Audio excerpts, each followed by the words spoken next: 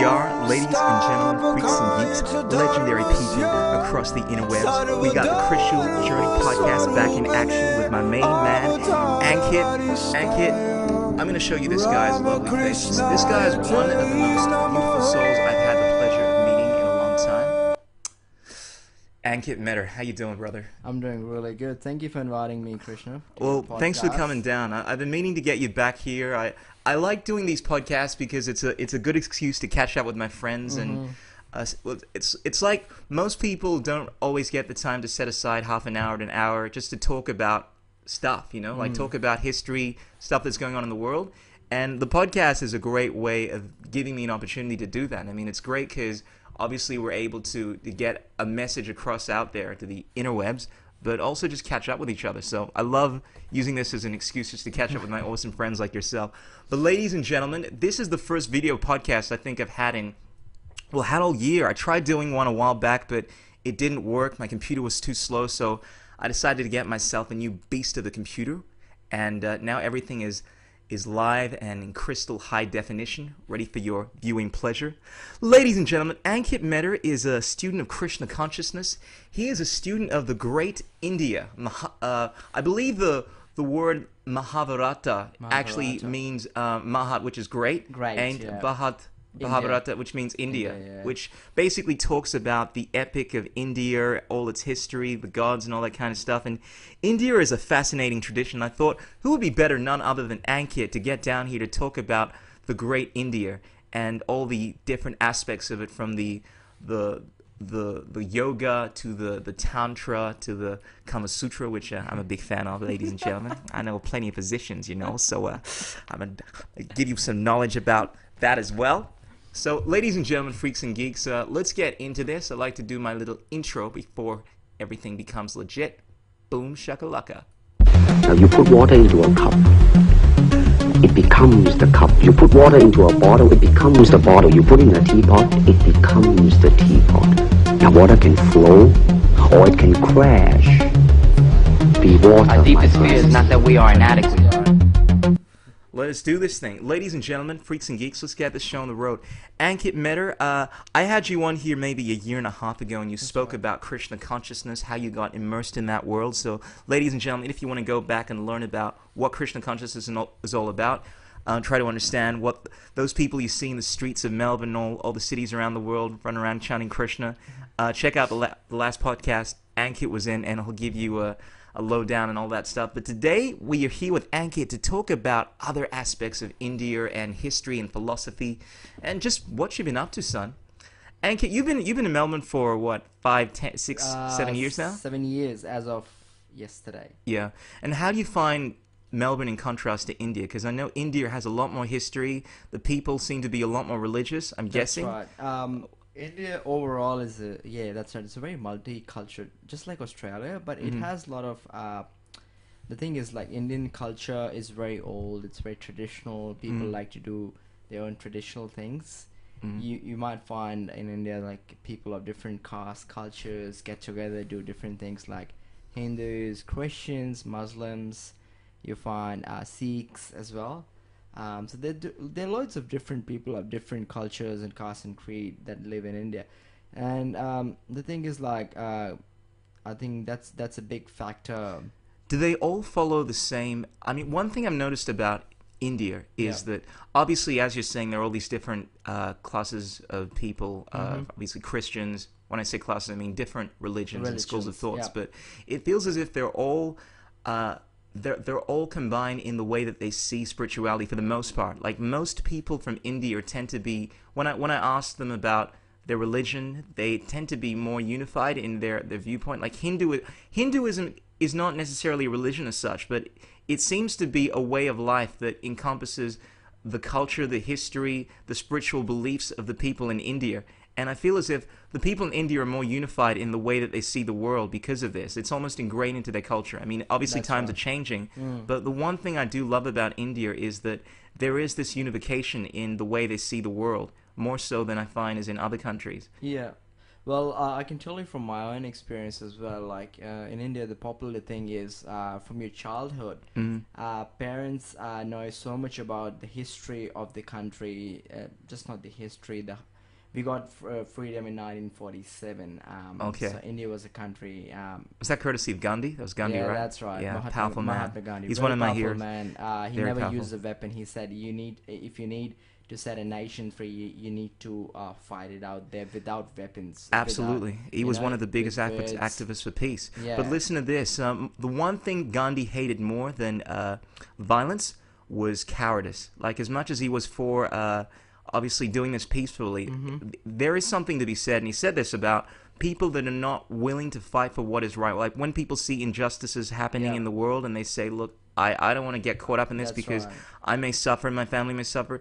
That's also wrong as well. And sometimes it's important to actually not necessarily take up arms, but fight for what you believe in. True, And that's a I hard would agree with that. thing to do. If you see something that's injustice, something that's happening which you feel is not correct, then Mhm. obviously you need to stand up and take grounds for that. You Absolutely. don't have to necessarily take up weapons or fight it out with people. Mhm. You can basically guide people and tell them that through words, through language, and through other mediums that what you're doing perhaps is not the best thing, and there are different ways of doing that thing as well. Basically, correcting people by your words, by love as well. You can correct people. You don't need to use you don't need Absolutely. to go to war to correct people. Yeah. And I think Gandhi is, if you hear about India's history, Mhm. at least in the last 200 years, he was a great freedom fighter. That's Mhm. what people call him. A lot of people don't like him for the policies that he had, but overall, I reckon if you look at what he did for the country and his analogies of life and him being a firm believer of spirituality as well, Mhm. he was a very spiritual minded leader, as I would say. He didn't become the prime minister of India, and actually he didn't want to, because he wanted to fight for the country and get the country, get them the freedom. That's what Yeah. he did. He would have been the perfect leader, man, because He I'd would say have the been, actually. primary attribute of a great leader is for the leader not to want to be a leader a lot of the times. And I feel as if a lot of these presidents that come into power, Yeah. they want this thing so badly because it's ego for them. Mahatma Gandhi was, at least in my mind, the exact opposite. He was all about giving back to the people. He was all That's about... right. This is not about me. It's about the country. That's a person like that doesn't want to lead, which is That's beautiful. right. Well, that's the true quality of leader, where Mm. he or she feels that they want to do something for the country, for the nation, for others. Selfless people, not selfish. They don't have any personal motives behind doing an activity. Because these days, people think that, this is a politician. They say something, they might have some personal motive behind it. But you need to understand the motive of an individual as to what they are trying to portray, because Mhm. what Mahatma Gandhi did was he basically always said that you come and join the movement, come and let's help each other. You help me, I help you. We need to work together as a group. We need to work in tandem to help our country achieve freedom. So I think what he did perhaps was, to an extent, what not many people could have done, because he was a very brave man in terms of not taking up arms. Oh, not absolutely. believing. And he was actually killed by, I think, there was a person named Godse. He actually killed him. I Because- didn't know that. It doesn't surprise me, He though. was shot that down. He was shot down. Well, Mm. that's why he was so courageous. More Horrible. often than not, these people that stand up to these injustices, Exactly. they're taking a significant risk. And more often than not, they're aware of this. People like Martin Luther King, people like Malcolm X, one or the other. I know it was either Malcolm X or Martin Luther King. One of them said that they knew that they would not live to see their autobiography because they knew they were putting themselves on the line of fire. People like Mahatma Gandhi, they did these things despite of what it was going to do to their lives. I mean, more often than not, a lot of us, I think, we know what the right thing to do is, but because we're so caught up in our own lives, we don't want to put ourselves at risk. I mean, there are many things that I could speak about very openly on this podcast, but Yeah. I'm always choosing, you know what, I know that as soon as I talk about this, it's going to affect my career. People are going to hate me. And every time I've tried doing in the past on Facebook, you put a controversial issue up, I mean, Yeah. more often than not, people don't respond, but there are times when people do respond and they get pissed off. Yeah. And it takes so much courage to still walk the right path. It takes a lot of courage when to you walk know the that you're right putting path. yourself Yeah. in. See, I've heard that line. Always remember that, Krishna. In life, if you have chosen a right path, it'll always be a difficult path. So if you're doing something right, there will be people who won't really appreciate that thing. Yeah. Like there will be a majority of people who will be like, Yeah. a bit iffy about what you're doing because you're doing the right thing. People in this era, which we call as the Kali Yuga, Kali Yuga. the Iron Age, are not. About destruction, right? Yeah, that's right. They're not a firm believer of doing the right thing by the right way. You know how we say that do the right thing. Make sure you always catch yourself doing the right thing. There's Yeah. a strong phrase. Always catch yourself doing the right thing. People say that, but very few people believe in that thing. Yeah. And more important, I would say that if you're going to tell people to do the right thing, one of my favorites, make sure that you make them laugh, otherwise they'll kill you.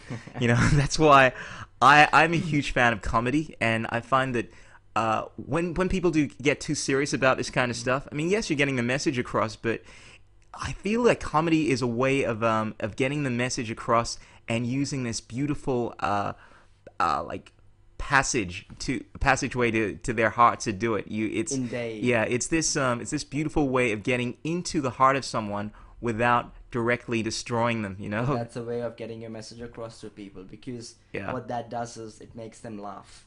Yeah. It makes them open to you. Absolutely. You can share what you want. They can share what they want with you. This is the most important aspect or an attribute of a leader. Yeah. That they get people to talk. To open up. Open up. It cannot be a one-ended forum. It has to be an open forum where people also get engaged. They get enthused by what you are saying. Yeah. You need to have those capabilities to keep the audiences or your people enthused by your qualities and your attributes, the way you speak. Absolutely. The way you come across as Absolutely. a person. I feel that so strongly. I find that more often than not, the one thing I find when I meet people that I don't know that well is that they're guarded as hell, Yeah, like I'm the kind of exactly. I come on very strong, like Yeah. when I first met you, within the first minute we're talking about, our views and everything, about I still remember. Krishna. I'll Absolutely. tell you, that was, I You- think, October 2011 when I started with the Answer. Absolutely. Yeah. I was wondering, who's this guy, Krishna? Because everybody was talking in the team, and when he rocks up at 3:30 in the afternoon, I'm like, Krishna, okay, let's talk. Yeah, must be some And Indian we- guy, It's, That's what I thought initially. speaks more like this. Thank you very much. Please come again. But no, I was, this big black man spoke. No, I didn't sound like that either. No, it's not like that, because I know that obviously. But there's this image you probably had in my Yeah. mind when you heard Krishna, and that wasn't me. I think it's a very thing, right, from our childhood. When we hear about certain subject matters or we talk about things, we tend to create a vision of those things already implanted in our mind. Absolutely. Okay, how do we think? If I want to go to the cinemas tomorrow, I'll start thinking and creating image. Oh, how will the movie look like? If I have to go shopping, if I have to buy a car or get a new home, we already start predicting or thinking about a future which is not actually come. We start thinking about it so strongly that sometimes when it doesn't happen, we get affected by it. Yeah. So there's one of the quotes that I'd like to quote from the Bhagavad Gita. It's a very old Vedic wisdom. It's a very old text. Krishna says that to Arjuna in the Bhagavad Gita, because Bhagavad Gita was actually spoken 5,000 years ago on the battlefield of Kurukshetra. Okay. So it was spoken during the war of Mahabharata Yeah. to Arjuna, and it was actually not said to Arjuna. This book was actually meant for all the people in this dark age of Kali Yuga. So what Krishna says that to Arjuna is, don't be too attached to the results of your duties. So what he says is, like, the reason why he says that is, we as human beings want to do what we want to do, but we are too attached to the results of those duties as well. Absolutely. What he says is, do your duty, but don't be attached to the results. That of is your my duty. favorite line. I want to say not only in the Bhagavad Gita, but it is probably the most profound line that I've heard over the last few years, because I read a book recently called The War of Art. Highly recommend that. I've been hearing about it for a long time, listening to another podcast called The Joe Rogan Experience. Got to check out The War of Art. And one of the key things I remember learning in that was this phrase from the Bhagavad Gita. Stephen Pressfield talks about how you were entitled to your labor, but not the fruits of your labor. And it's that exact concept that you're not to become attached to the outcome. Basically, just to do what you have to do. There are certain things that it's a pleasure just to be able to do them, or whether it's your passion, whether they're things that are your duty. For instance, if you have to do good, you have to go out there and stand against the tyranny of the world. do it. But don't be paralyzed by the outcome. Don't be so caught up as to whether or not this is going to work for you, because it's that's going to destroy you. And it's actually what I took into, I did this competition last year called The Voice, and one of the issues I'd always had whenever I was trying for something like this was wanting something so bad that it stuffed me up, and I became nervous and I couldn't perform to my fullest ability, and I just tried to enjoy myself, just get caught up in the moment. And I feel that's the essence of what Krishna was saying to was it Arjuna? That's just right. to don't become attached to the outcome. Just get caught up in what you're doing, because it's the right thing to do, and everything else will flow. That's the way, because if we get too attached to the final result, we actually do not pay the full attention to what we are doing in the present. So I think there's a strong line that the message that Krishna is trying to portray here is, we as human beings should do our duties in the best possible way, in the righteous possible way, without getting too attached to the results. Because what happens is, when we get too attached, thinking, oh, what will happen if I do this, or what will not happen if I don't do this, like that kind of thing. So I think it's really important to understand our roles as a human being, because we as spirit souls, as we know that every unique human being and every entity around us has a soul. So we as unique spirit souls are having, we are basically having a material experience. Absolutely. Because we are spiritual entities having a material experience. Well, that's definitely what I believe. And obviously, Ankit and I, we come from a more of a spiritual outlook on life. I think we're very grounded in reality, but I think the idea of seeing the world as this mechanical system that a lot of the atheists, the materials see it as if there is no force that animates things. There isn't some kind of what I would call a centrifugal force, like that, something that is constantly pushing things towards high levels of sophistication. That's the concept of centropy. There's some kind of intelligence. To me, it just doesn't add up. From a very scientific approach, if you have a look at consciousness, there has to be something that is, and I only say this because I know a lot of people that hear you and I, when we talk about things like spirituality, a lot of people inclined to think, well, what do you guys... Come on, man. I mean, what? But I just feel as if it's important to address this, and I don't think there's anything weird about having the idea that there is something that shapes reality, whether or not you want to call that Krishna, Buddha, Allah, the unifying field. There is definitely something in my mind that is making all of this work when you go to the fundamental essence of it. The thing is, right, there's much more to this material body. There's much more to what we can see.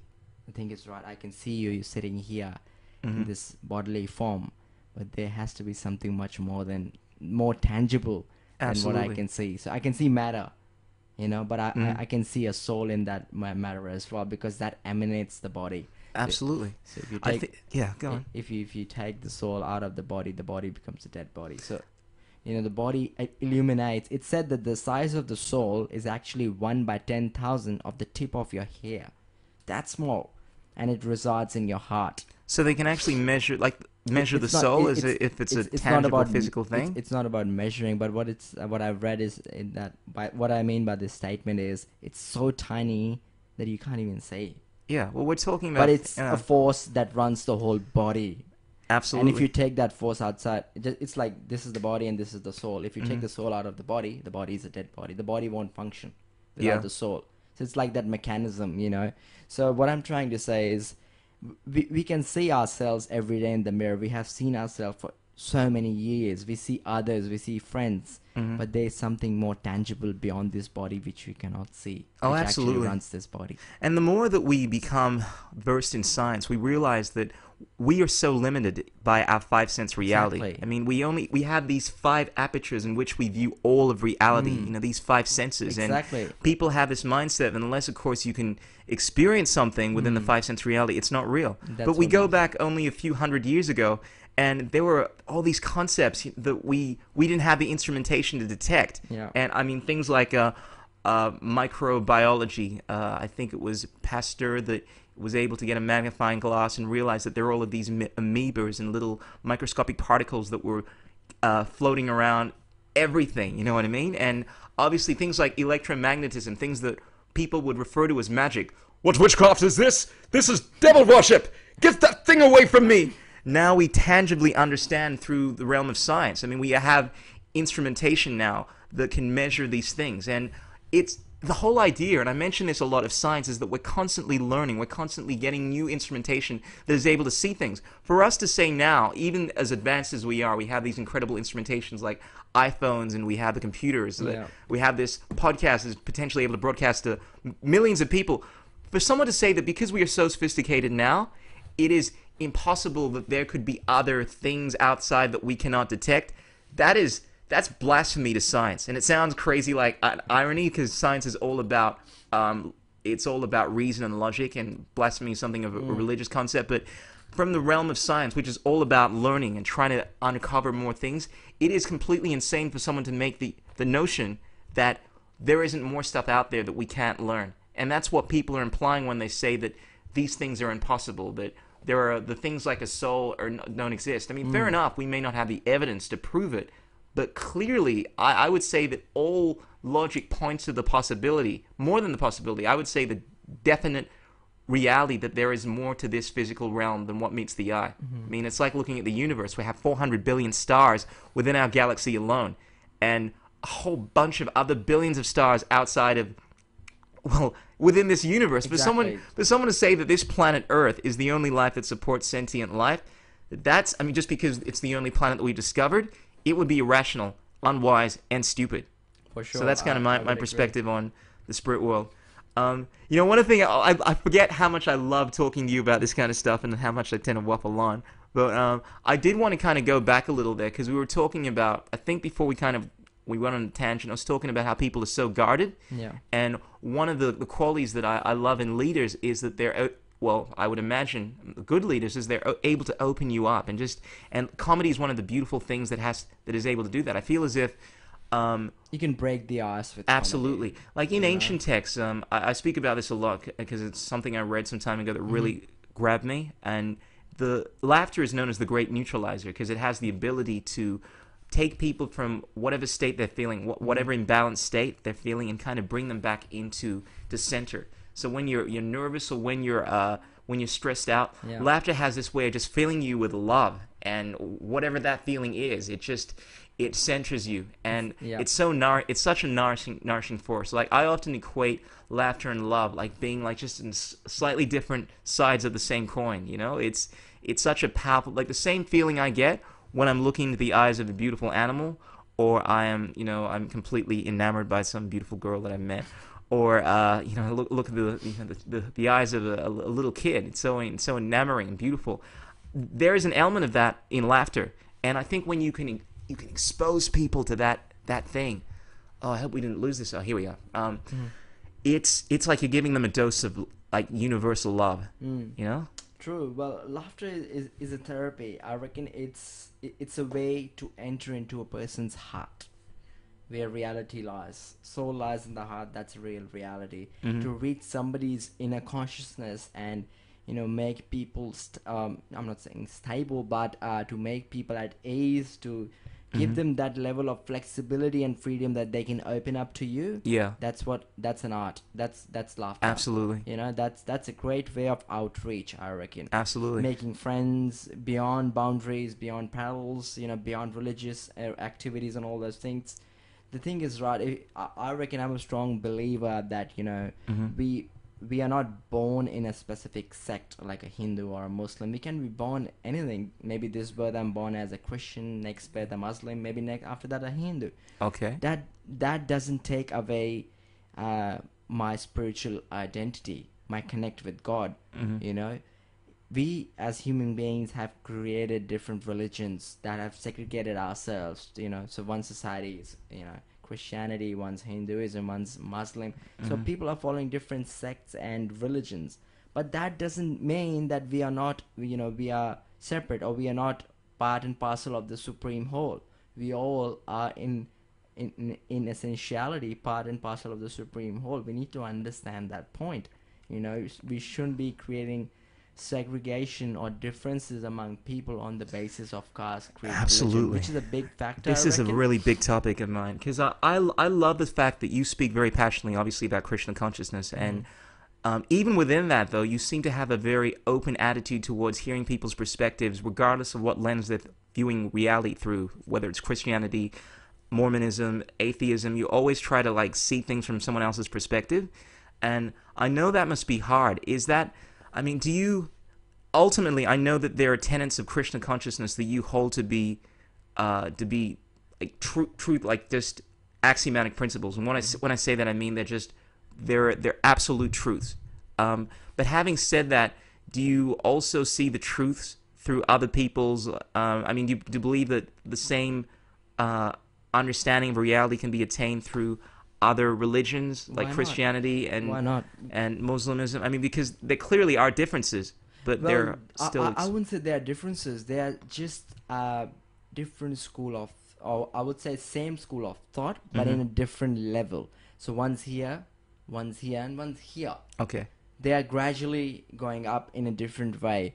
I wouldn't say any religious practice would be wrong. So I reckon any religious practice that preaches love of God, that is topmost. Absolutely. We need to understand the purpose why we have taken birth on this planet Earth, or why we are here. If we don't question our identity as a human being, that why are we here and what's our role, we are just living artistic, which is a materialistic life, like a dogmatic life. That's what we. It's a very harsh word. I call that, because we are pretty much, what we are doing is, sleeping, mating, defending, and eating, which an animal does. There's a term for that in the ancient schools, like ancient traditions, known as the undead. People that are basically alive, they're walking, but they're dead, but they're not dead. I mean, it sounds a little harsh, without a doubt. That's but what I'm saying. It sounds really when you're looking at reality, as if there is basically all there is just basically, if you were living your life with only thinking about yourself and your people, as far as that, as far as you're concerned, it's survival of the fittest. There is no meaning to anything.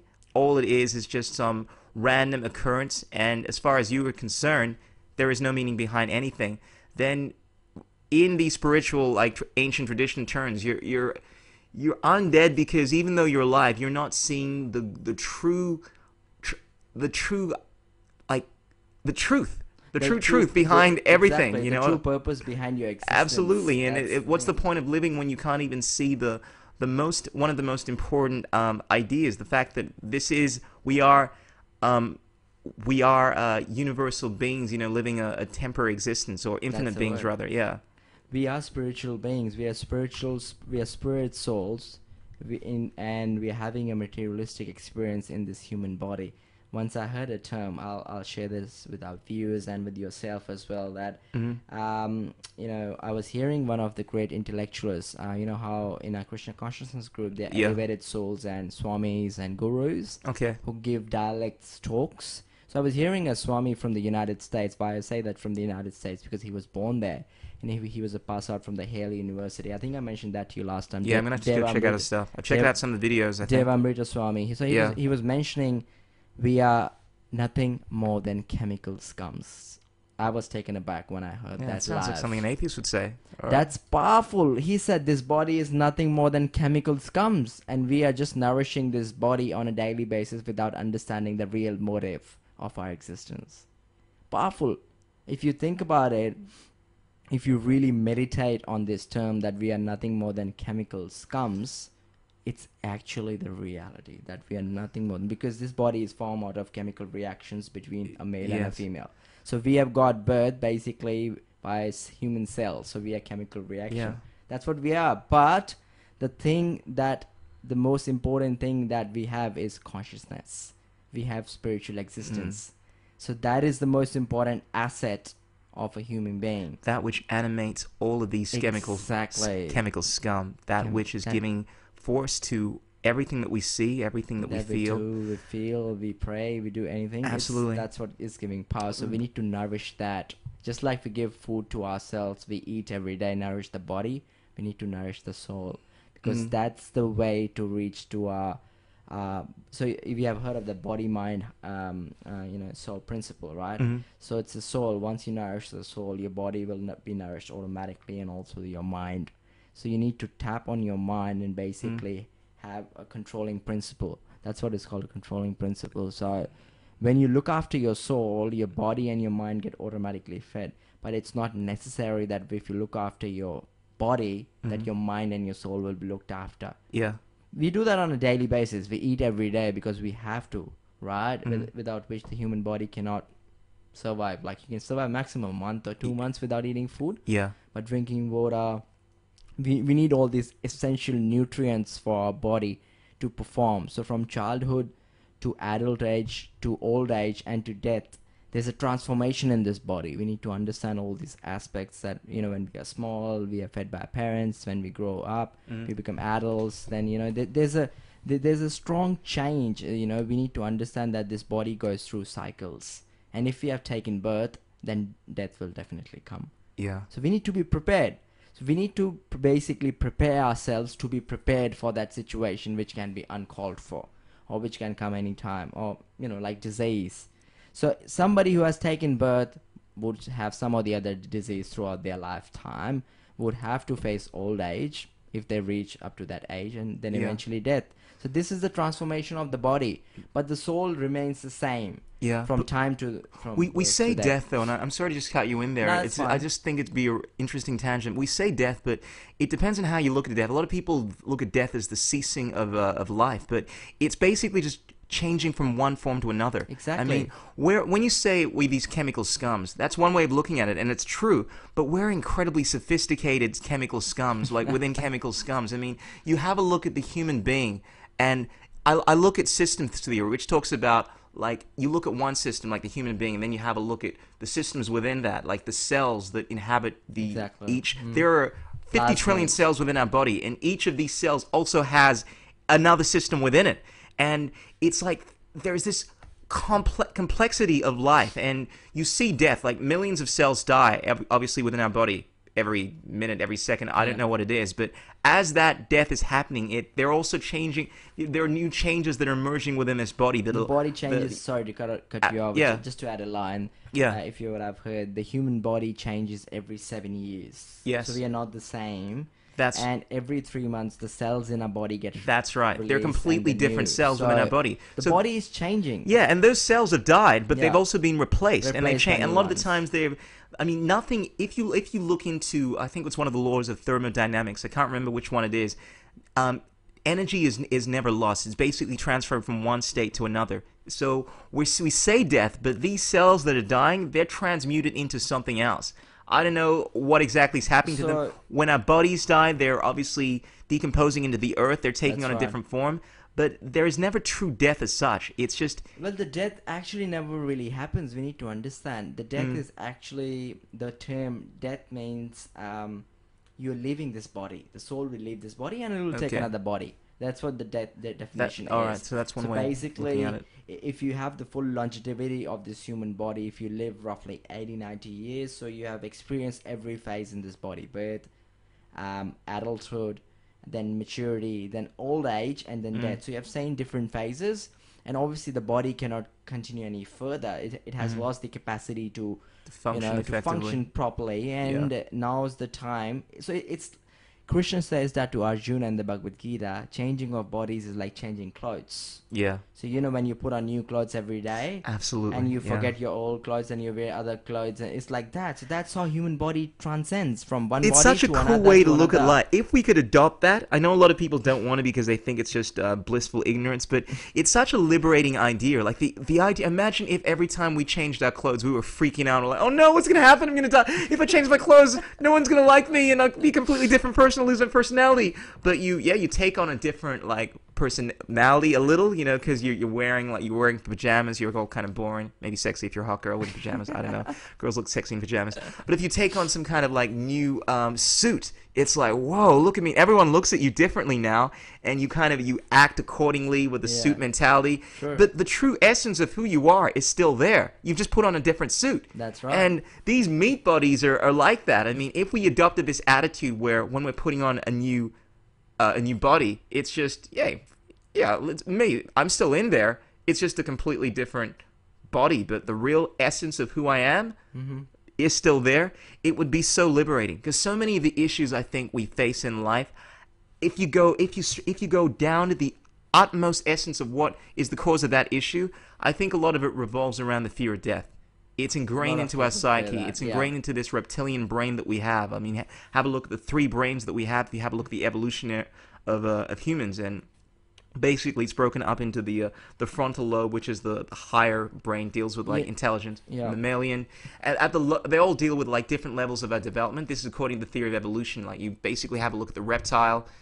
Through later on, then you get mammals that are more emotional and things like that. And of course, you have humans that use this higher cognitive functioning brain. But at the lowest, the reptiles, they basically just have these flight or flight instincts. Like they want to either want to survive, they either want to fight, basically fuck, just fight.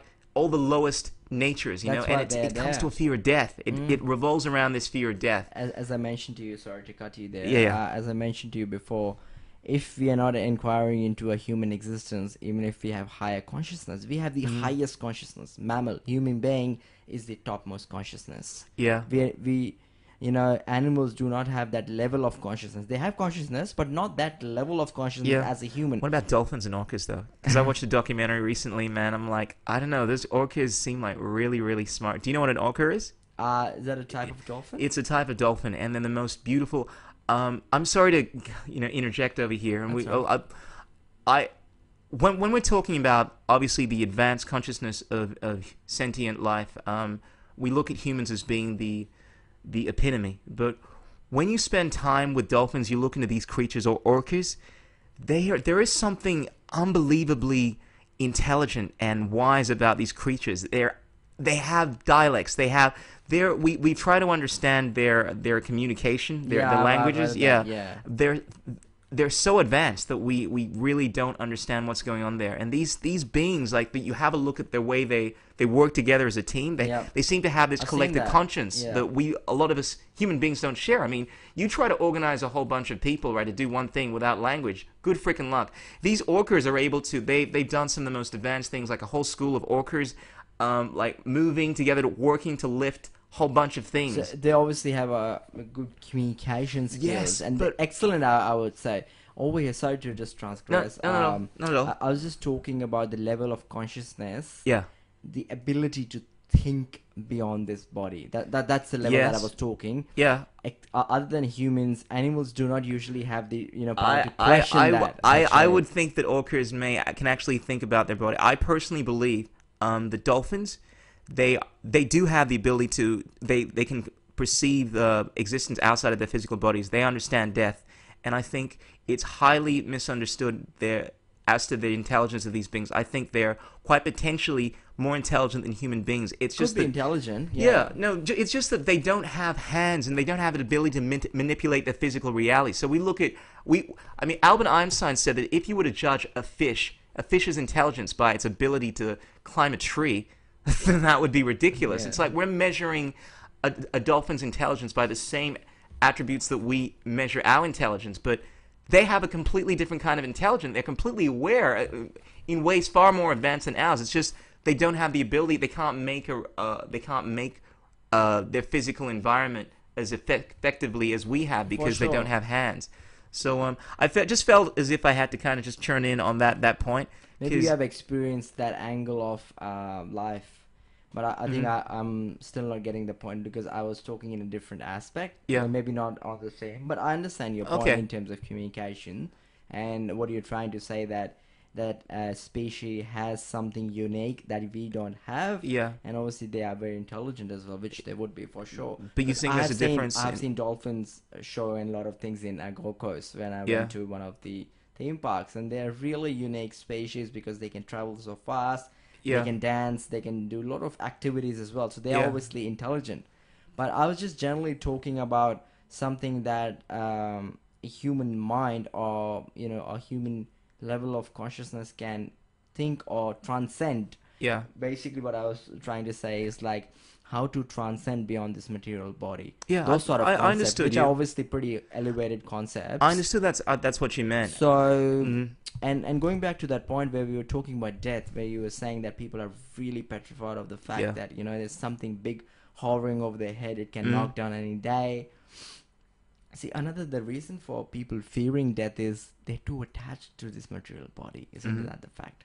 If you see yourself, let's say 70 years in this body, you know that you are this body. People start thinking that we are this. Absolutely. And that's what they live their life. You see yourself in front of the mirrors every day, comb, style up, all those things. So the thing is, right, what we are doing is basically we are watering this body. We are taking care of this body in the best possible way, trying to give the boss, good food to eat, quality life, good, vehicles, good house, clothing, everything's there. Rightfully so. Gotta maintain the body. Everything's there to maintain the body, but have you ever looked after the soul, which is actually ourselves? Have you ever given food? Because if we are too attached, if we are too attached to this material body, then obviously we'll have a lot of trouble leaving this body.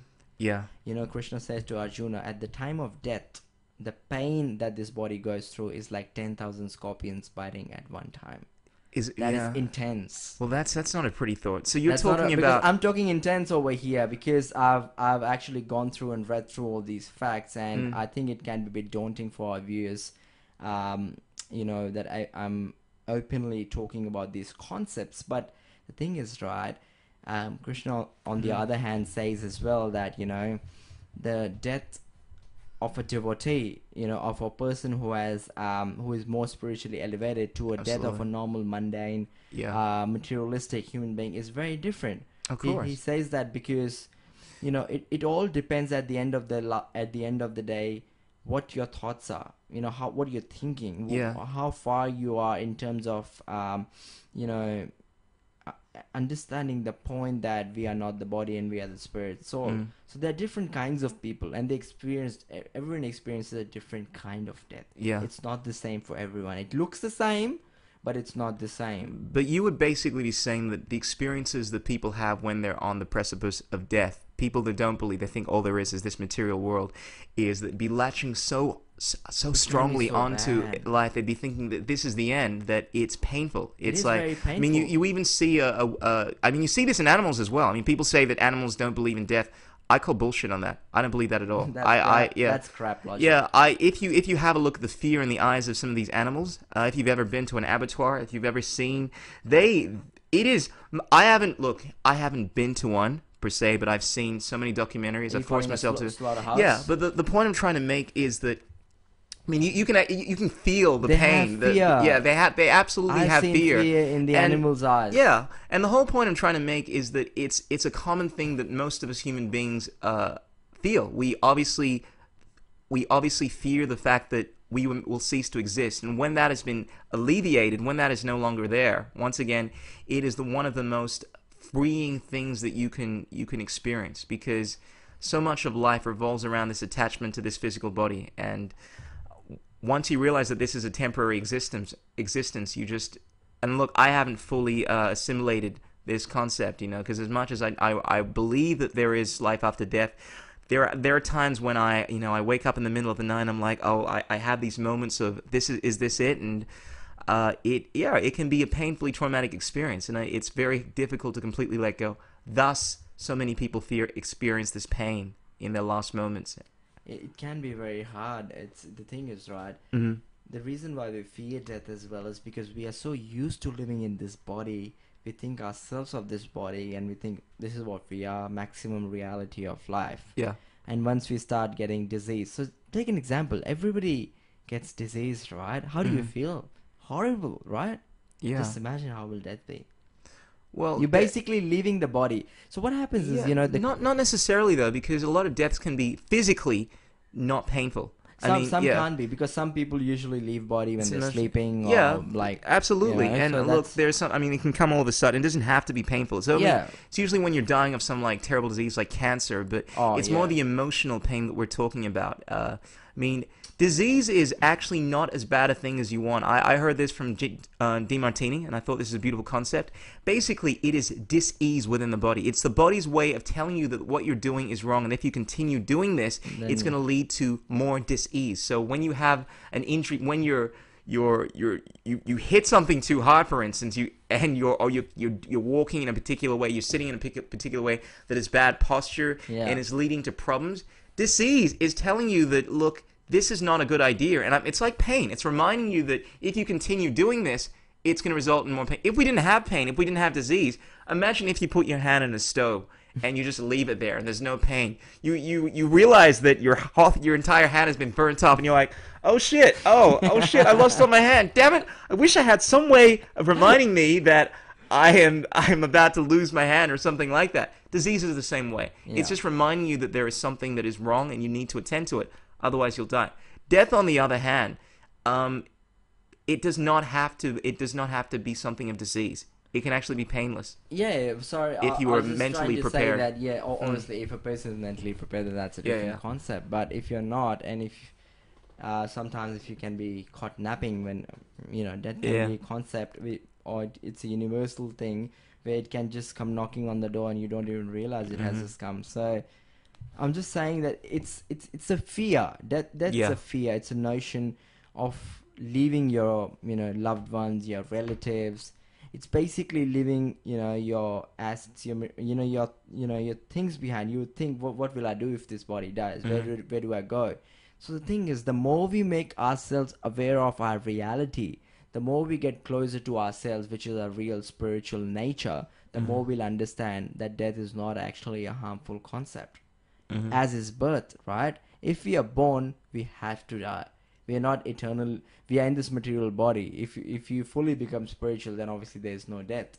Because the spirit soul won't have to. The spirit soul never dies. It's just the material body that actually degrades. That's how I'd put it through this lifespan from birth to death.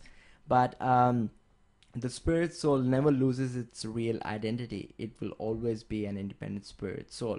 It can never be killed. You can never put a knife across soul and kill it, or bullet it. You cannot.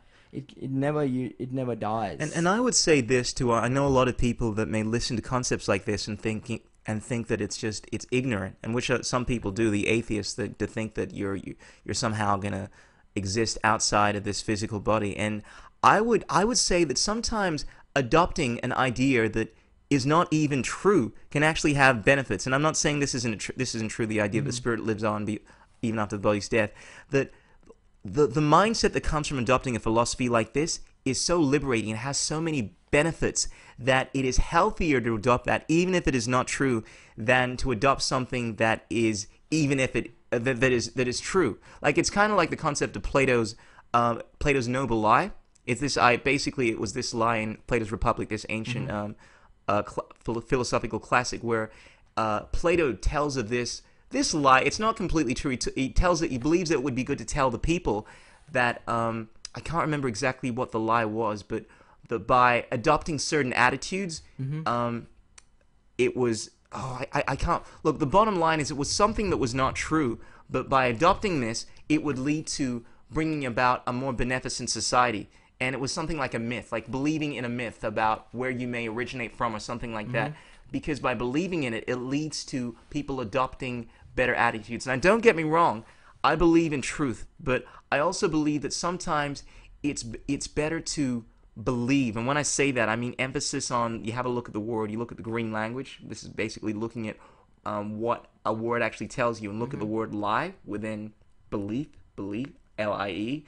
And sometimes, even if something is not true, I just think what proceeds from something that is so beneficial, it outweighs the possibility that it may not be true. And having said that, I still completely subscribe to the truth behind this concept of the soul, but I think there's certain attitudes, believing that people, for instance, are good-natured at their heart. It's better to go into a diplomatic situation, right, believing that people are good, that people do want to see the truth, that want to arrive at the best outcome for everyone, than to go into situations believing that people are just entirely bad and there's nothing that can be done about it, because that attitude is not going to arrive at peace. So that's kind of how I look at it. I think it's a good analogy when we are talking about truth and belief and all these different concepts. Something which we started the podcast. When we started this podcast, we were discussing India and its spiritual beliefs and other things. Yeah. I'd like to read out something to you. I've got something very nice, which I can actually send it out to you, and you can put it on your podcast so that our viewers can also see that. All right. Is it on the internet or something? Because I can actually have them see it, like, as we're doing this podcast, if it's easier. Or is it something you wrote yourself? Because I can find it. I didn't write it. I actually, someone sent this through to me. Okay. And it's basically a concept where they're saying, when how India was under the British rule. Yeah. So I'll read it out to you. It's a very, Yeah, sure, man.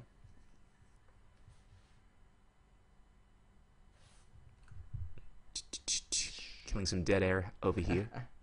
In the meantime, I'm gonna have my crystal elevator music playing. It's probably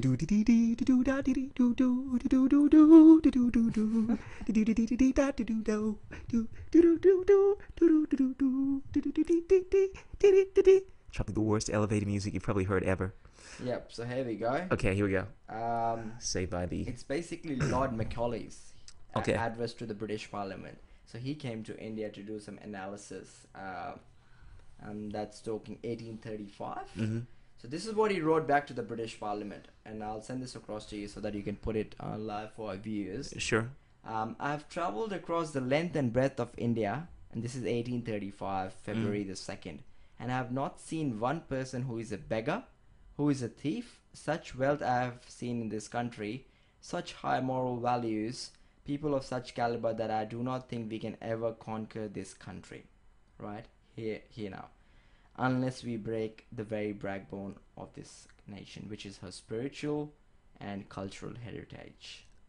And therefore I propose that we replace her old and ancient education system, her culture, for if the Indians think that all that is foreign and English is good and That is such greater than their own, they will lose their self-esteem, their native culture, and they'll become what we want them, a truly dominated nation. Boom. That is such a juicy thing to write, because that basically explains what the history of India involved. I mean, how basically they made the English believe that their ancient history was complete hogwash. These ancient texts like the Mahabharata, the Vedas, the Puranas, this was all nonsense mythological stuff, and they gave credence to the English ideas.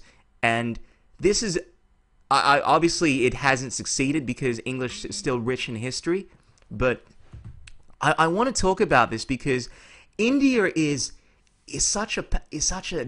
like one of the most profound resources for knowledge in the world. I mean, Vedic knowledge. in Western culture, we have a look at the most ancient civilization. A lot of us in encyclopedias, you generally see it being ancient Sumeria, modern day Iraq, 6,000 years old, and you know, the Bible, which is not given as much credibility, they speak about the Earth being, you know, maybe a few thousand years old. And the bottom line is they believe that the history of the world is not that old. But you have a look at the Indian texts, and they talk about the history of the world as being thousands upon thousands Exactly. and we look at this. We have a look at so much of the sciences that come out, and I say sciences as in ideologies. Information that comes from this part of the world, and clearly it is a tradition that has been around for a long time, because the Indus Valley is considered by a lot of historians to be one of the points of where life emerges in the world. I mean, it's supposed to date Indus back, Valley civilization, yeah. absolutely, further than ancient Sumeria, which is considered to be the oldest by certain historians. There's a lot of up for discussion as to which area is older, but we have the Vedas, you know, the Mahabharata. We have the things like the Kama Sutra, Tantra, all of these ancient writings that explain everything from our physiology to the spiritual concepts. And without a doubt, this is an incredibly knowledgeable society. And I feel as if so much of that was taken to be complete hogwash, courtesy of the British. They completely destroyed the concept that they perpetuated. They were successful. They were. You know what they did? They basically got 4 of their scientists to study the Vedas and change them around. And I'm talking like more than 100 years ago when they started ruling India. They changed the whole Vedic scriptures because they wanted to adulterate that, change it, the concepts, and make people believe that this is what the Vedas is, according to what they feel it should be. Yeah. So they changed it around. And obviously they had no understanding of what they were even reading, you know. Yeah. So and they knew that this country, you can only as that thing as I've just sent it through you, if you can show it to our viewers. The letter was sent to the British Parliament. That's what he said, Lord Macaulay, that we can't ever rule this country. Absolutely. Another thing I wanted to speak about, because I know this existed before the British rule, is the caste system in India, and I know that. Look, it's, to me, off glance, it seemed like a pretty racist system, because I believe a lot of India, even to this day, is divided by these castes. Like you have the Kshatriya, which is from my understanding, the warrior class or the That governing was, class. yeah, that's right. Then the Kshatriyas were the Vaishya, warriors, the the Vaishyas, Shudras, yeah. Shudras were the workers, Yeah. Vaishyas were the lower class men, The Brahmin, and they're Brahmin were the topmost top- class. So it's absolutely. not segregated. It's basically, it's not a division. It was just a way Okay. of life. All right. It's basically how people were given, were segregated only on the basis of their way of life, not because they were wanting to be like that. Mhm. Because it's not a specific category that was created, but it already existed. So Brahmanas are usually considered to be the topmost people in the society because Yeah. their duty is to educate people, Okay. give them topmost knowledge, give them the way of living life, and Yeah. all those other aspects. The Kshatriyas are warriors. They have to go and fight. They are passionate people. Yeah. They have to use their... So basically, the caste system was made in order to help individuals and people to act according to their propensities. Mhm. Every individual has their nature. Yeah. Some like to do low class work, some like to do mobbing the floor. So they were like Yeah. the Shudras, some like the Vaishyas. Okay. Kshatriyas were passionate people. They wanted to go and fight. So they were given that kind of thing. Okay. So according to the nature of the people, they were given a certain trait that you are a Vaishya, you Yeah. are a Shudra. It's not that like there was a caste division, but it was basically a way of Order, like sorting out. It's kind of like the sorting sorting hat in Harry Potter. It's this this movie where there's this hat that decides whether or not they're gonna go on Team Slytherin or Team. There are all these different teams. This is when they're going for the initiations, which is pretty cool. But from my understanding, I mean, I've listened to some other authors, their material, and they talk about how it did lead to like certain discrimination, which is unavoidable. I mean, I'm sure a lot of these people, they want to be within other systems, but they're not allowed. And obviously, the higher classes get precedence over. Like the Brahmins, obviously they have rulership, and I'm sure the lesser, let's say the Shudras, who are apparently their role is to is just to do everything for the other classes. You see, the issue I have is that for me, I think one of the most pernicious things in society is class, is the idea of having status. The idea I actually got this. It's not really something that I got necessarily from anyone, but I've taken on the idea even more strongly ever since I read Russell Brandt's book called The Revolution. It just completely just blew my mind. And he talks about how status, about how we have doctors, we have in England, they have sirs. And as soon as you start having status and people interact with people on a different level, it creates this division. I mean, the problem in the world is that people feel so disconnected from each other. People say, oh, look, my people, we have patriotism, which a lot of us support, we think is beautiful. Yeah. But I can't believe people don't see what's wrong with saying that, look, my people are more important than your people. You're basically saying every time that you support your country, but you don't support other people, is you're saying that my people are better than yours. And as long as my people are happy, I don't really care what's happening with other people. And it leads to wars. It leads to so many of the problems we see. Yeah. Because you're creating differentiation on the basis of absolutely. religion and body. You're Absolutely. saying that this is my family. Yes. I just want to be, protect my family. Exactly. I can give a hell about you. Yeah, and whether that's done through classes, whether it's done through titles like Doctor or Mrs. or even sexes, as soon as you start seeing people as less, or you as different, and look, we are all individuals, but we're all united, and I think it is a better attitude. It is a more beneficent attitude to look at all of us as being earthlings, as being citizens of this earth and of this universe, and through that mentality, extend your outlook on life towards agape, which is a Greek concept of universal love. I'm sure there's a Sanskrit word for this as well, but the idea is to get away from philius or eros, which is another like Greek word for like either. It's more of a individual kind of love. Like eros is sexual desire, and eros is friendship, which is beautiful. But agape is the kind of love that you have towards all sentient life. It's universal. It's like you have the same love towards a dog, or the same love towards all sentient creatures. You realize that yes, we are not all of the same. We all have different abilities and things like that, but we should all have the same rights. As sentient beings, we are all endowed with inalienable rights. And as soon as you start thinking that you are better, that's what leads to so many of the problems in the world. Right. And that's something that I truly believe. See, when you start thinking that you're better than the other individual, you try to portray the fact that you want to suppress the other individual. You want to show them down, that I'm the boss. Absolutely. You're not at the same caliber or the level as me, so Mm-hmm. you have that false pride, prestige that you are bigger than the other individual, and that's Mhm. what is leading to civil wars and actual wars among countries and nations, because Mhm. you don't have same school of thought that, all right, you might think that we can do this thing in this way, but the other person thinks we can do this thing in a different way. So Mhm. there's no common grounds among individuals or people. That's what is leading to people fighting it out via wars, because they think that's the final resort, because there's nothing that we could do. So you see all the countries that are making nuclear weapons, they are having equipment such strong that they can destroy half the world, actually, pretty much, because they're Yeah. so powerful, these machines, these Yeah. I think the problem is that, yes, even though like you can adopt the attitude that we're all of the same worth, as in we all deserve the right to live. There are people that have completely different attitudes, obviously, and it is often a product of their environment through indoctrination. And when you have someone's that's ideology is so opposed to yours, for instance, there, as you're aware, the reality of the situation is in the Middle East. There are extreme forms of the religion, and there are extreme forms of the religion in the Yep. West as well.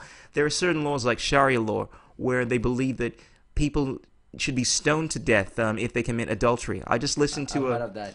I just listened to a podcast on TED Talks just an hour ago. They're talking about honor murders. Now there are certain parts of the world. I actually believe. I want to say India, but I could be wrong. I want to say India, but there are certain parts of the world where they practice this thing where if they believe that their daughter, this is a family, this is a unit that actually, in most societies, they care about each other. This is someone's father, or I want to say mother, but yeah, most likely I'm imagining the fathers or the brothers. They kill the daughter if they believe that they have had sex outside of marriage or before they have been married or something like that. They kill these people because they believe they bring disgrace to their family, and it's called an honor murder. And when people have these practices that are so against the moral grain of people, and they believe that it's right, it's part of their religion. I mean, you're left in a situation where you can either allow something like that to go on, which is wrong, or resolve it. And it's difficult because I don't believe in initiating violence. But when someone is hurting someone else, if I'm in a world where people are perpetuating violence and amongst my friends, I mean, obviously, I have to do something about that. You can't just simply put your head in the sand like an emu and say that, look, this doesn't concern me. And that's what happens in the world. Different ideologies, they look at the ideologies of someone else and they say that this is so wrong that we have to go to war over this. And of course, more often than not, it's not quite like that. Like the United States, it's all about power, it's all about control. But a lot of the times, it is about that. It is about a particular part of the world seeing another part of the world's viewpoints being so directly opposed to theirs that the only result in their eyes is to resolve it, and rather than having diplomacy and trying to work out the differences, I mean... Well, so the thing is, right, Yeah. going into war, you can partially control what you want. You can show your power, you can control things, you can kill people. Mhm. But does that resolve the real purpose? As you're saying, we should have some diplomacy, some talks among Yeah. different groups that, act like sensible individuals. If you're killing someone, or if you're killing, you're showing your supremacy and showing that you can do things that are beyond other nations' control. You can kill or you can destroy people. Mm-hmm. Would that really solve the purpose? Wars. So how do we get people in the right way of thinking? I mean, would you say you just need to adopt my religion, adopt Krishna consciousness? Not exactly. If you were king emperor of the world, Ankit Mehta, how would you get people to see things clearly through not necessarily the eyes of Krishna consciousness, but through the eyes of universal love, God, whatever you want to call it?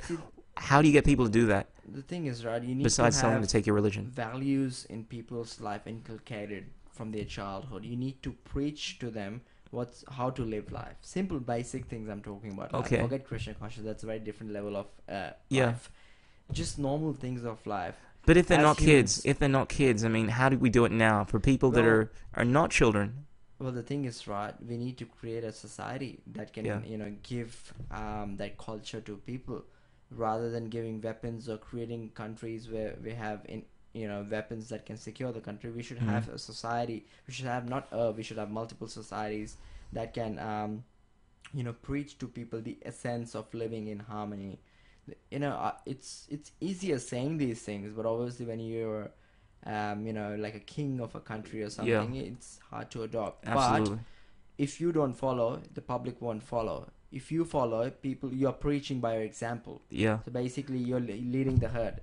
Yeah. So be the change that you want to see in the world. You want to see in the world. That's Absolutely. a very common trait. And it sounds all hippie, but I think you have a look at you as being a system right now. I mean, we are actually commanders of, we are kings, for we rule ourselves. I mean, you, Ankit Mehta, you have over 50 trillion soldiers within your body, each with its own system, each with its own command over other soldiers, and they will get in line if you devote yourself towards doing the right thing. If you were happy, you were devoting your life towards peace and harmony and doing the right things, you're vibrating in this high frequency, you basically, all the cells within your body react to that mentality that you have, Sure. and they will get in line. They start behaving. I mean, I truly believe it's common sense. Whenever people become sick, obviously, from being depressed and dealing with negative states within their body, and considering that you were representing all of these other soldiers within your body, by getting yourself in line, by being the change that you want to see, you will obviously perpetuate that change within all the other people that are within you, and obviously you can and I think, if you look at it in a grander context, we are cells, and we are cells of this, let's say we are the white blood cells within this massive organ, which is the earth, and there are all these other bacteria and problems within it. If every single one of us makes a consistent effort to do the best thing that we can do, focus on ourselves, and every other person within all the other cells, all the other white cells within the body, the earth, start behaving in that particular way, it's going to cause a massive shift in consciousness, and it's going to shape the world. It's going to start getting everything else in line. And I think that's the attitude, to try to be the change that you want to see, and through that create a change. We'll create a better space, I would say. As I think it's a strong point that you have mentioned, that if you work towards you get the example of the earth being the big organ, and we being the white blood cells, and we see a lot of bacteria and viruses around us. They are the negative elements. Yeah. The whole idea is to basically eliminate those bacteria and viruses, not by war or not by killing them, by eventually giving them what's required, the real dosage, which is love, which is harmony, which is making them understand what's the real purpose. What are you doing? Is that how you want to do things? You want to give people the right dosage. You don't want to eliminate them. We all have negatives within us.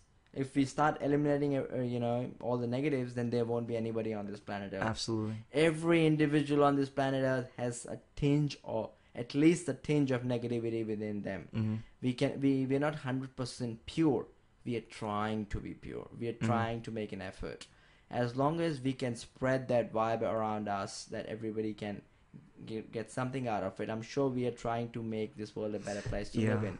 And we all debate, we all say that, this place is this world's a good place to live, but is it, when we see so much suffering around us that we're not even aware of?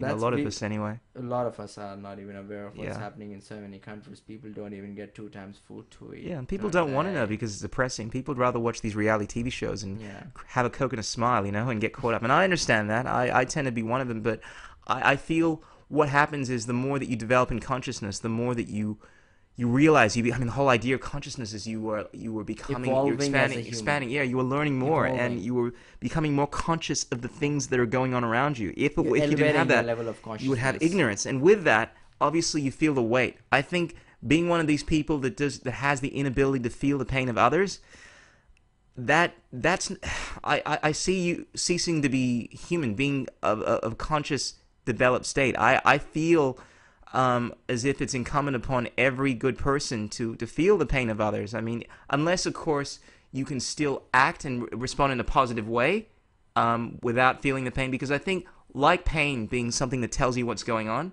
when you feel the pain of others, you become empathic to their issues. It forces you. It's like the catalyst in allowing you to bring about change to alleviate their problem. And unless, of course, you can still be aware of what's going on without allowing it to affect you and still make that change, go about doing it, it's important to feel that pain. Because without it, you're not going to make that change that's necessary.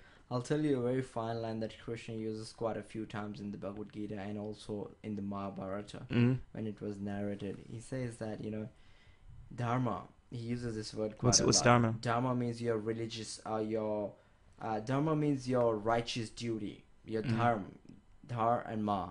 So something that you should be doing all the time. Okay. The righteous thing.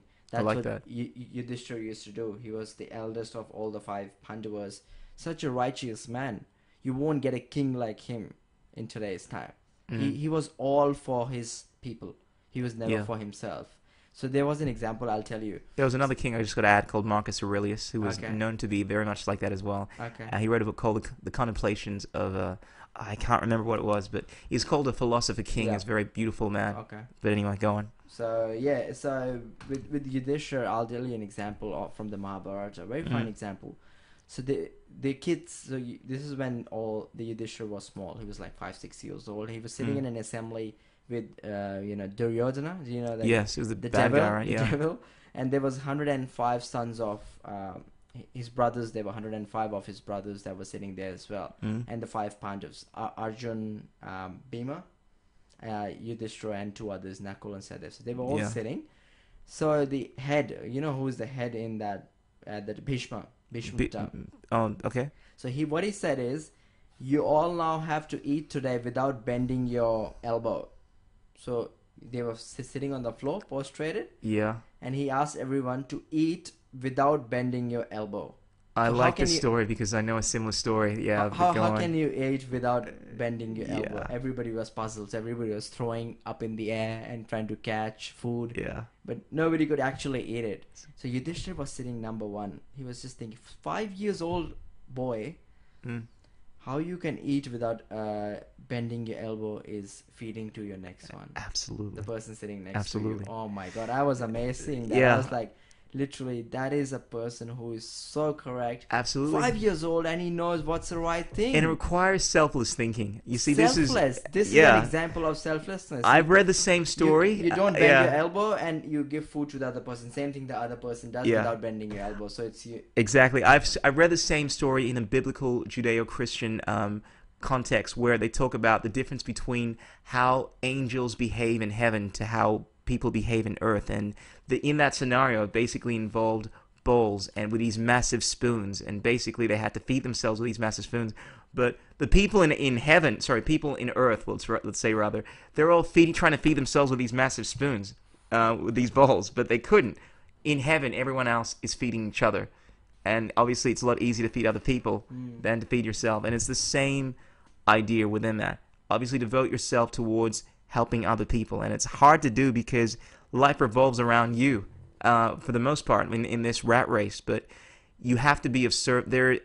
Albert Einstein once said that it's basically about being of service to others. I can't remember exactly what the quote was, but I paraphrase, but it's about living life. Is the best way to live life is to be of service to others, and I think it's incumbent upon all of us to strive to do that. Because if we all do that, then we would never be selfish ever in our life. We would never be devoid of anything ourselves, because we'll get so much love and affection automatically from others because we are doing it for others. So we are not thinking about ourselves as primary. Yeah. We are thinking of others as primary. We think of ourselves as secondary. And that automatically creates a kind of a vibration throughout the earth that, you're thinking about the other person. That person's thinking about someone else. So it's like we are creating an environment where people have started to be selfless in their service towards others rather than being selfish.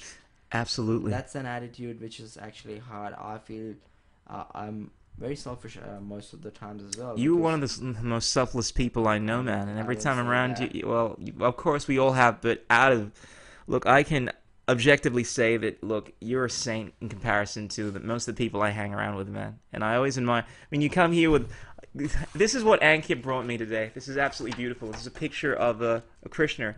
Just brought to me as a person. Beautiful picture of Krishna as a little kid.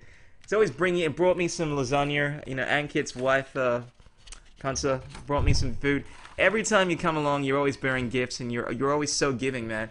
You know, if I came to your house, I'd probably just be farting everywhere. That's the only gift you'd be getting from me, man.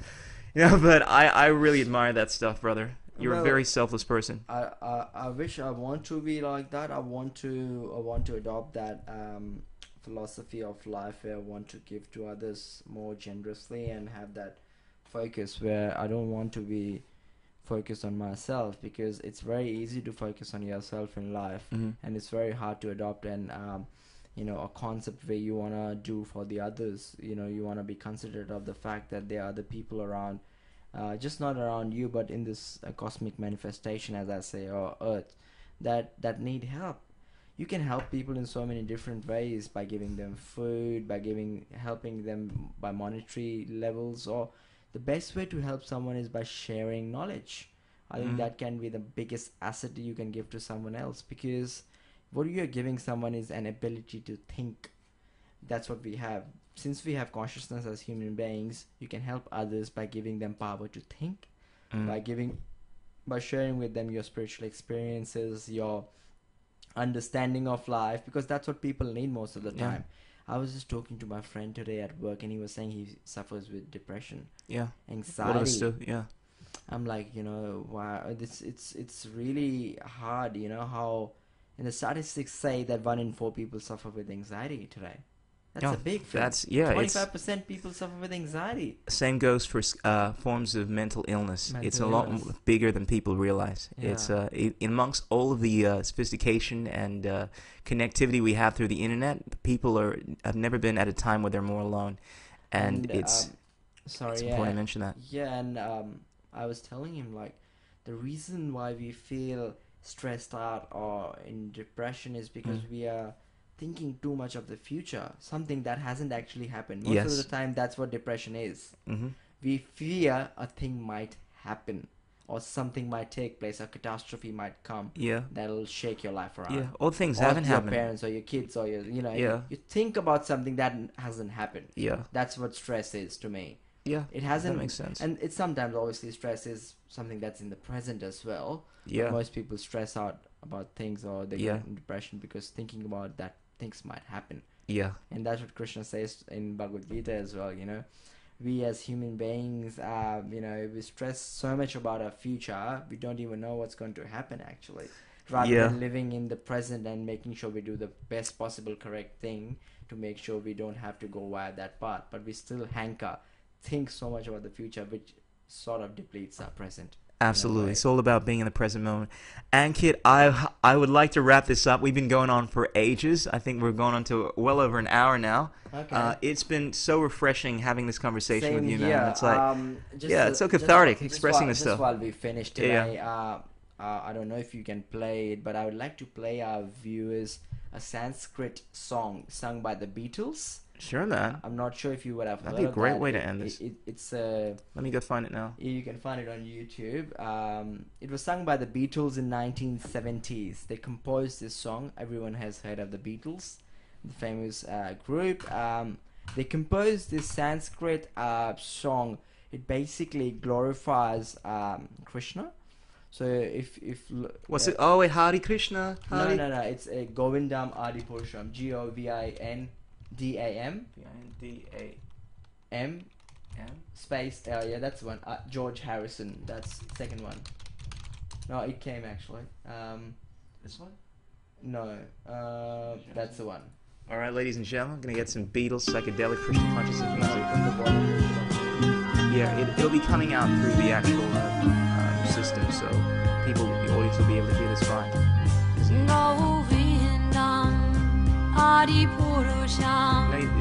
Trust me, it's not how it works. I'll just leave that. It's actually coming out through. See this over here? Yeah. Look at the computer screen. It's coming out through. This is what views will be seeing. So actually seeing what's on the YouTube channel.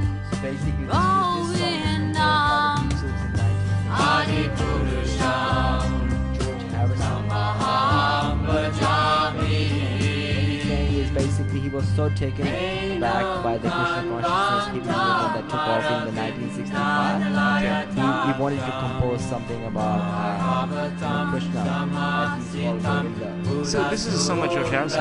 George Harrison, yeah, George Harrison and his group, the Beatles. They had it's obviously in like Hindi and Sanskrit. This is Yeah, George this is Harrison. Sanskrit and sung by George Harrison and his Yeah? group, the Beatles. The Beatles are singing this? You see this track is produced and performed by George Harrison and featuring the London Brothers. Man, this makes me feel so much better about being a hippie. I mean, if the greatest rock band of all time were hippies, well, definitely George Harrison. We know John Lennon is hugely a hippie. And Paul McCartney has he just has the essence of a hippie. His heart, all this respect for animals, he's a vegetarian, all that kind of stuff. It makes you feel good about embracing the hippie Hare Krishna vibes. Now, the Hare Krishna movement took off very big time in the 1968 when the Sikhs group of devotees Okay. and that's when they met the Beatles and they wanted to record this live in the studio. This song gets played every day in the Hare Krishna temples across the world. There are, I think, more than 500 temples across the world.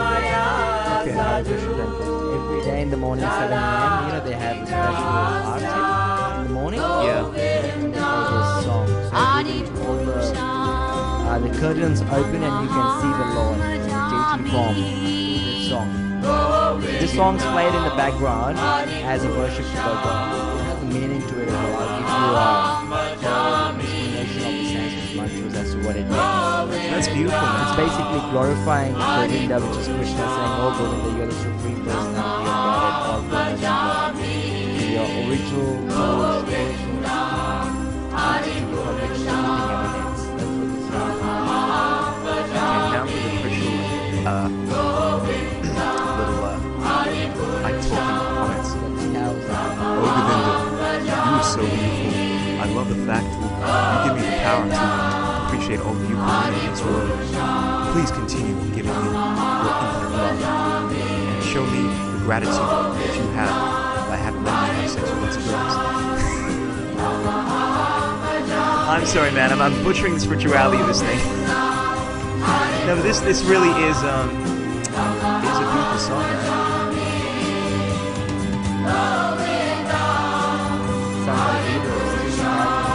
How could they speak Sanskrit so fluently? They're singing in Sanskrit. Sanskrit.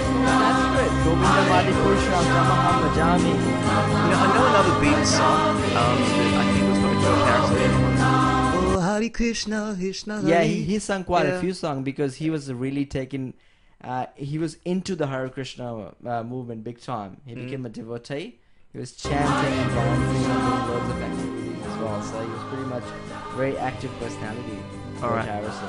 That's absolutely beautiful. And that's when a lot of people join in the Hare Krishna movement because they see a big personality, coming in and being really taken back by the culture, and they also want to do the same thing. So it's like you see an actor and actress Absolutely. taking up to a process, let's say being vegetarian. Yeah. And you feel wow, that person is being vegetarian. That's why I have so much respect for people that do the thing which is hard, that's not popular. Because once you've initiated that, everyone is in line to follow. Like, it takes just one brave person to stand up and say that, look, this is wrong, or you know what, I love this thing, I want to support it. I don't care what anyone else thinks, this is right for me.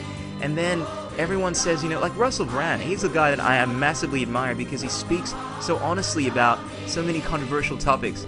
And he is brilliant at it. I mean, he's probably my favorite celebrity at the moment. But he's someone that has absolutely adopted this what I call hippie vibe.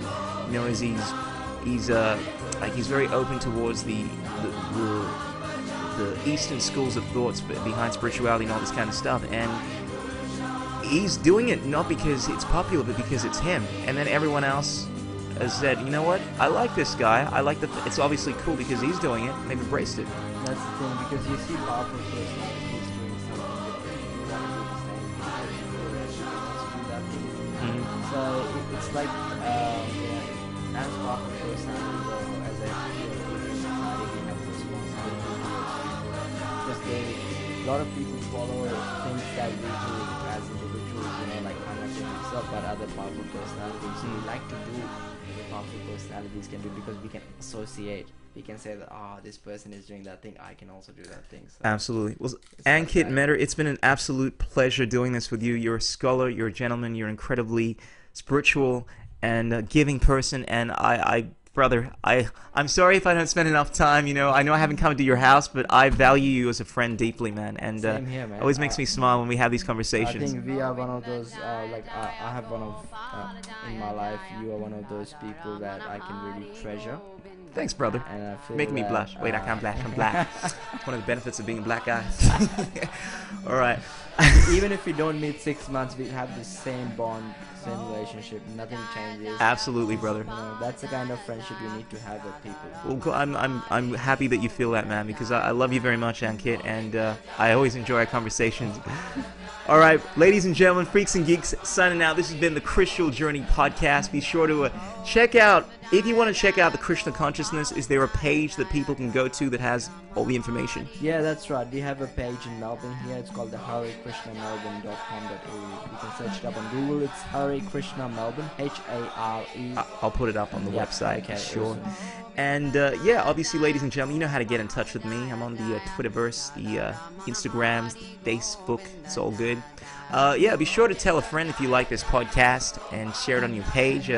This is just something I like to do in my spare time outside of my main passion, my music. Speaking of which, I'm filming my music video this Saturday. It's going to be pretty cool. So yeah, stay tuned, ladies and gentlemen. Freaks and geeks, keep it real. Don't drive and text. Until next time, this has been the Christian Journey podcast. Ow! Now you put water into a cup. It becomes the cup. You put water into a bottle, it becomes the bottle. You put in a teapot, it becomes the teapot. Now water can flow.